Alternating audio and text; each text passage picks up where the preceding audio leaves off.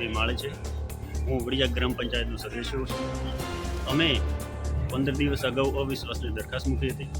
આની અંદર આજે મિટિંગ યોજવામાં આવે અવિશ્વાસની દરખાસ્ત એના માટે અમે મૂકી હતી કે અમારા વડિયા ગ્રામ પંચાયતની અંદર કોઈ પણ જાતનો વિકાસ થયો નથી, કંઈ કામ થયો નથી, એટલે અમે એના માટે દરખાસ્ત મૂકી હતી।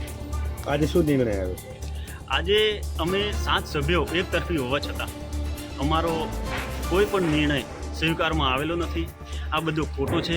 અમારો આ સમય આવતા સમયમાં બતાવશે, હવે પછીનો આવતો સમય બતાવશે।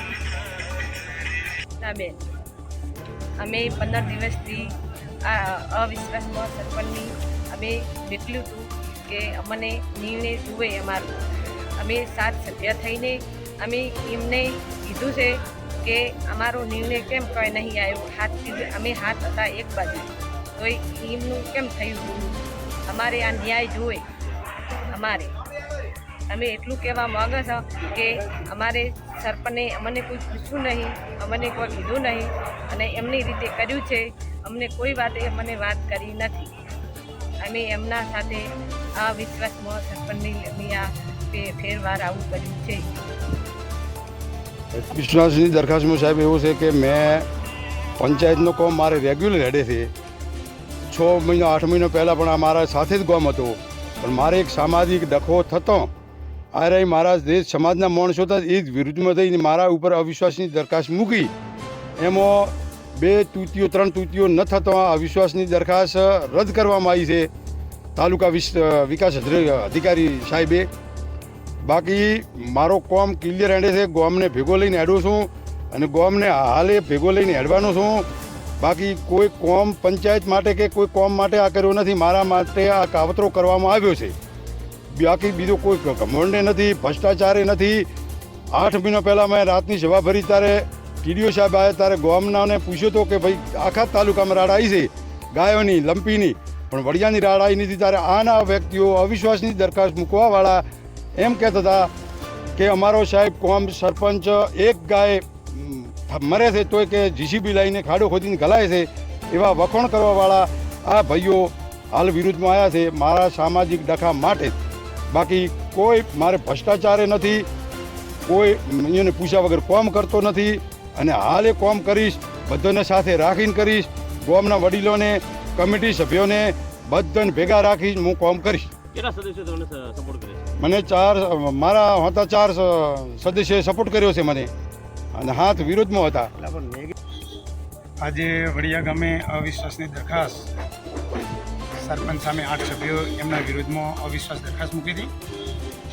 એનામાંથી એક સભ્ય કોઈ કુટુંબના દબાણવશ થઈ અને એમના સાથે ના રહ્યો, એટલે 7 સભ્યોએ અવિશ્વાસ દરખાસ્ત પસાર કરવા માટે સંમત થયા। પણ કોઈ સંજોગવશાત 2/3 બહુમતી ન થવાના કારણે અવિશ્વાસ પ્રસ્તાવ નથી થયો। પણ સભ્યોને વિશ્વાસમાં લીધા વગર સરપંચે બધાએ કામ કરેલા છે, એટલે સભ્યો ઘણા સમયથી દુઃખી હતા। છેલ્લા 1 વર્ષથી મને પણ વારંવાર પૂછતા હતા કે સરપંચ એમની મનમાની કરે છે। ઘણા એટલા બધા વિકાસના કામો કર્યા છે કે તમને સાહેબ એક દાખલો આપી દઉં કે વડિયાનો ઝિંઝારા પરો છે, ત્યાં એક પક્ષી ઘર છે। ત્યાં અમે દાતાઓ ભેગો થઈ અને આપણા એક વિદ્યુત બોર્ડના કર્મચારી એક્સપાયર થઈ ગયા હતા, એમને 61,000 રૂપિયા લોકફાળો આપ્યો। વડિયા દૂધ મંડળી 51,000 રૂપિયા આપ્યો, વત્તા ગામના અમુક લોકોએ આપ્યો। એ 6.5 લાખના ખર્ચે એક પક્ષીઘર ઊભો કરેલો છે અમે જાત મહેનતથી પ્રયત્ન કરીને। તો એના ઉપર પણ સરપંચે 3 લાખની માત્ર રકમ ગ્રાન્ટ ઉપાડી બારોબાર લઈને વાપરી નાખેલી છે, અને એના ઉપર મોટી તકતી મારી એમના મળતિયા અધિકારી અને એ સાથે રહી અને એમની મળતિયાએ ભેગી કરી।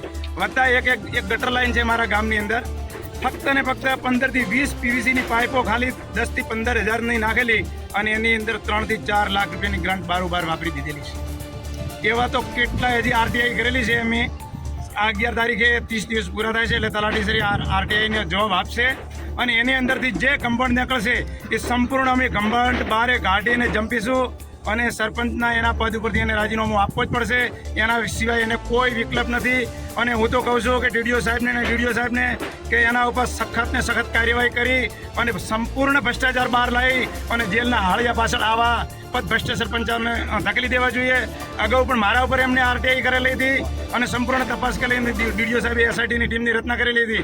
સંપૂર્ણ તપાસ કરાવેલી હતી. 1 રૂપિયાનો ભ્રષ્ટાચાર ના નીકળેલો અને 2 વર્ષની અંદર એમનો મોટો કમ્પાઉન્ડ બહાર આવશે. સંપૂર્ણ તપાસ ડીડીઓ સાહેબ આપશે તો મોટો કમ્પાઉન્ડ વડિયા ગ્રામ પંચાયતની અંદર નીકળે એવો છે.